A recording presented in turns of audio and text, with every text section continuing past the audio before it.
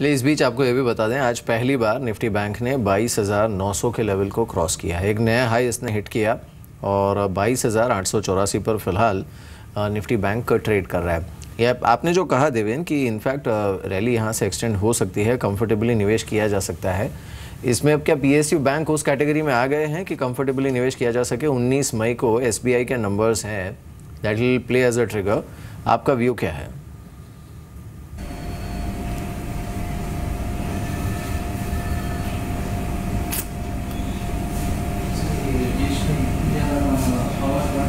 देवेन, शायद I think Deven से संपर्क टूट गया। बट सुनील, आप इसका जवाब देना चाहेंगे बैंकिंग स्टॉक्स का? Can they carry the market forward from here?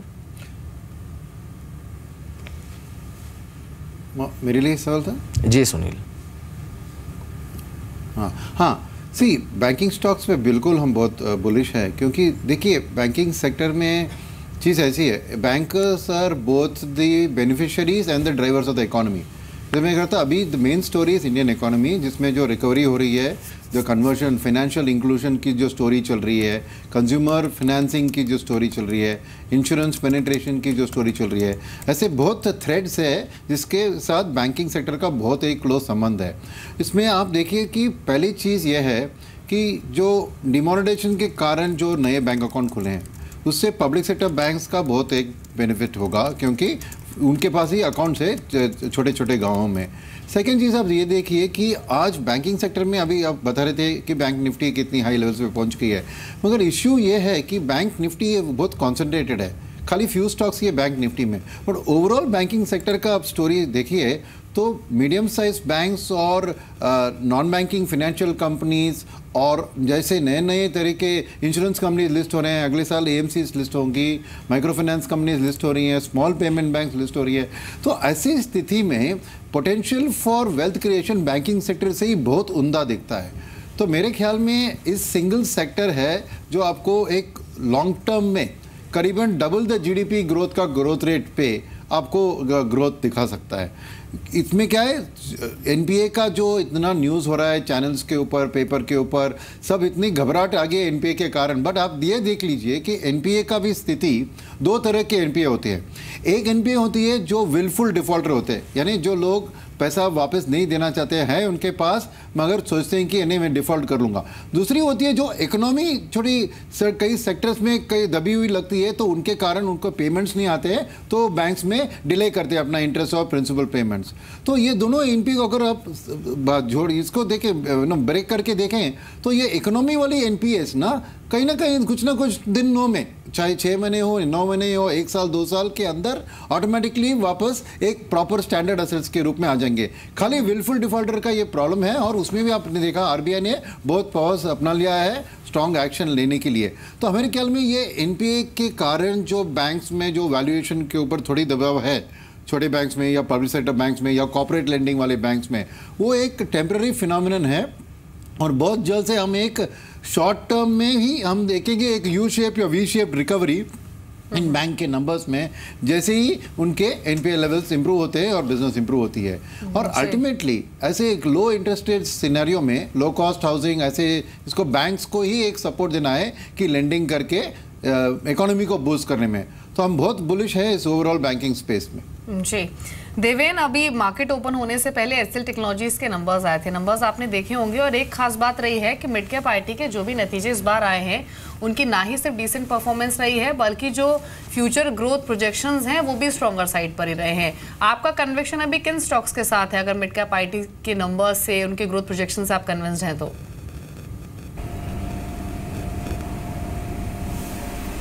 I think थोड़ा हम लोग ने कोई ऐसा इमीडिएटली व्यू नहीं लिया है कोई कंपनीज के ऊपर। We are still wanting to find out के which companies could possibly position well. We have been liking Persistent, we have been liking KPIT, but I think all these companies are still not showing the enough amount of traction or consistency for growth. तो शायद थोड़ा I think wait करना पड़ेगा, ऐसा मेरा मानना है। Maybe I think we are not in hurry to buy into at this point of time into any of the IT companies. So I think one would probably keep little wait and watch policy before buying afresh into any of the IT companies per se. बिल्कुल। इस बीच overall Sunil, जो mid cap की valuation है, now I know it's a very stock specific play, लेकिन within mid cap also देखिए, एक तो हमने रियल एस्टेट में काफ़ी अच्छा मूव देखा है, हमने जो मिड कैप सीमेंट स्टॉक्स हैं उसमें अच्छा मूव देखा है, मिड कैप आईटी में हमने अच्छा मोमेंटम देखा है, मिड कैप इंफ्रा स्टॉक्स में हमने अच्छा मोमेंटम देखा है। इन पर आपका व्यू क्या है? हाँ, ओके, तो मिड कैप में इंफ्रा में बहुत बुलिश हूँ हम। Infra, industrials, capital goods. देखिए, अब गवर्नमेंट की ओर से ये जो रेलवेज, रोड्स और लो कॉस्ट हाउसिंग, ये सब जो स्वच्छ भारत अभियान में जो कंस्ट्रक्शन हो रहे हैं, तो इससे mid cap company tendering process में बहुत शार्प पिकअप हुआ है और अभी एग्जीक्यूशन का स्टेज है। और इसमें मिड कैप कंपनीज को ही, चाहे वो टर्बाइंस हो या जनरेटर्स हो या शॉर्ट साइकिल कैपेक्स हो, मिड कैप कंपनीज को ही लाभ मिलेगा ऑर्डर बुक से। सो इंडस्ट्रियल्स, कैपिटल गुड्स और इंफ्रास्ट्रक्चर में हम बहुत बुलिश है। आईटी में अब तक हम थोड़ा अंडरवेट थे, अभी धीरे धीरे हम न्यूट्रल बढ़ा रहे हैं, क्योंकि हम ये देख रहे हैं कि थोड़ा ओवरडन है ये जो कंसर्न्स थे आईटी के बारे में।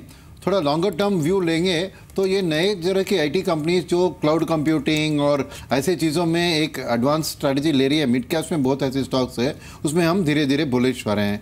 तीसरी चीज़ सीमेंट में थोड़ा वैल्यूएशंस बढ़ गए थे, तो we were number of a neutral stands, but overall हमारी आउटलुक पॉजिटिव है सीमेंट के ऊपर।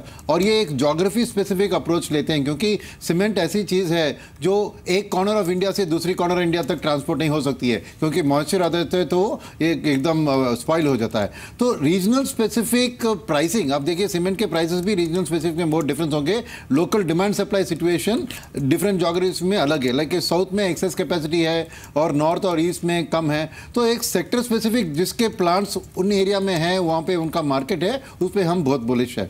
तो ओवरऑल मिड कैप में हम देखेंगे तो ऑटो और ऑटो एंसिलरीज भी एक बहुत बुलिश चीज़ है हमारे लिए, क्योंकि वो एक ग्रोथ सेक्टर है और विथ लोअर इंटरेस्ट रेट्स ये रेट सेंसिटिव है, तो ऑटोमेटिकली आप ऑटो सेक्टर का बूम इस विद लास्ट मानसून का इम्पैक्ट भी पूरी तरह से अभी तक दिखा नहीं है ट्रैक्टर और अदर इक्विपमेंट फाइनेंस में। तो हम देखेंगे धीरे धीरे कि ऑटो एंड ऑटो एंसिलरीज भी हम ओवरवेट पोजीशन में ले रहे हैं। जी देवेन, ये फार्मा पर अभी आप कोई बाय व्यू ले रहे हैं क्या? क्योंकि देखिए यहाँ पर स्ट्रेस है, फियर है, लेकिन वैल्यूएशंस भी अट्रैक्टिव हैं। अभी नंबर्स बहुत ज़्यादा आए नहीं है फार्मा के, आज ग्लेनमार्क के नतीजे पेश होंगे, लेकिन कोई बाय रिकमेंडेशन है क्या फार्मा में? So I think we have been continuing to like Glenmark because उनके अंदर एक काफ़ी हद तक एक विजिबिलिटी है जो नए मॉलिक्यूल्स की डिस्कवरी के रिलेटेड। आई थिंक जो couple of molecules they are into the phase 3 trial period, उसके अंदर भी एक आगे के समय के अंदर रेवेन्यू विजिबिलिटी है। Plus I think they have got A&D pipeline which is also remaining quite reassuring. We have also been liking, I think, at current valuation Sun Pharma, and I feel that I think the downside risk in the stock is probably found limited right now.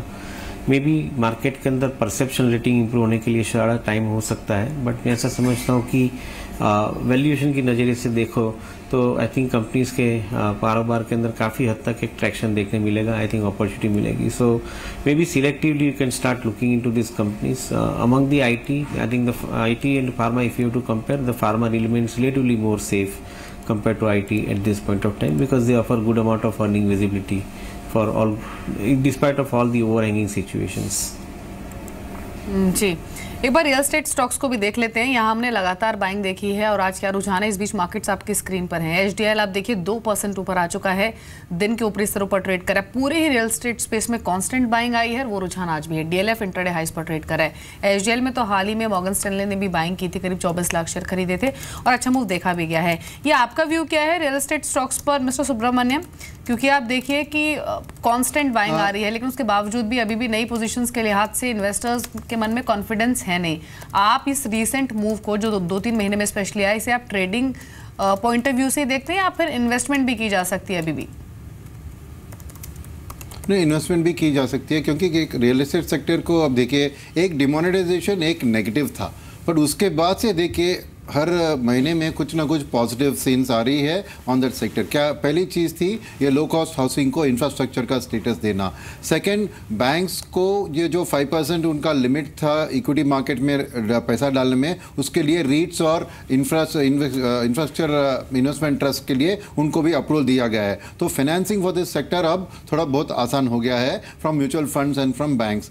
तीसरी चीज़ ये है कि जो government की जो boost है towards housing, ये automatically benefit आएगी ओवरऑल इस सेक्टर्स में। तो ये नए कंपनी जो है, नए प्रोजेक्ट्स जो इंफ्रास्ट्रक्चर के स्टेटस क्वालिफाई करते हैं, वहाँ पे अब जरूर देखेंगे डिमांड बहुत बढ़ेगी। अभी देखा स्टेट बैंक ने अभी इंटरेस्ट रेट्स कम किया है हाउसिंग लोन्स के लिए।